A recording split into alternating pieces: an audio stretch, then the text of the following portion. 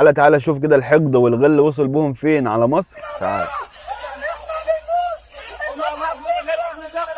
شوفوا بالله عليكم شوفوا القصه الفرعونيه دي.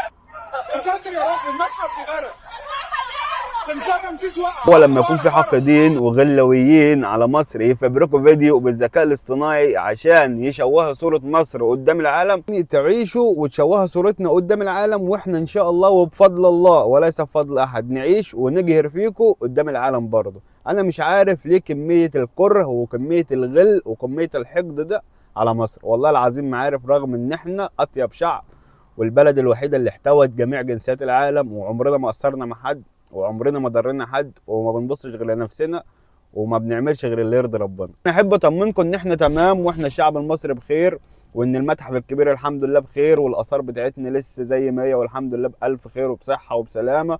ولكن بقى انتوا لو محروقين ومغلولين مننا احنا كمصر، عشان مصر بتطلع لقدام وماشيه على خطاوي ثابته وماشيه على ارض صلبه، فانا حابب اقول لكم ما تخافوش عليها، ومصر ام الدنيا وهتفضل قد الدنيا. مصر طول عمرها بلد العلماء، فما تخافوش على مصر. ولو مش عارفين تقلدونا فبلاش تحسدونا، لان احنا ما بنتحسدش، والحمد لله رب العالمين معانا حسنه من الله من الله. ادخلوا مصر ان شاء الله سالمين امنين. هي دي مصر اللي كيداكوا وغيظاكوا عشان بتطلع لقدام، وان شاء الله اللي جاي اقوى واعظم من اللي انتوا شفتوه على قناه التلفزيون، وهنبهر العالم ان شاء الله. ان شاء الله هنبهر العالم ان مصر ام الدنيا وهتفضل قد الدنيا، وهتفضل هي مصر. مصر مش هتتغير.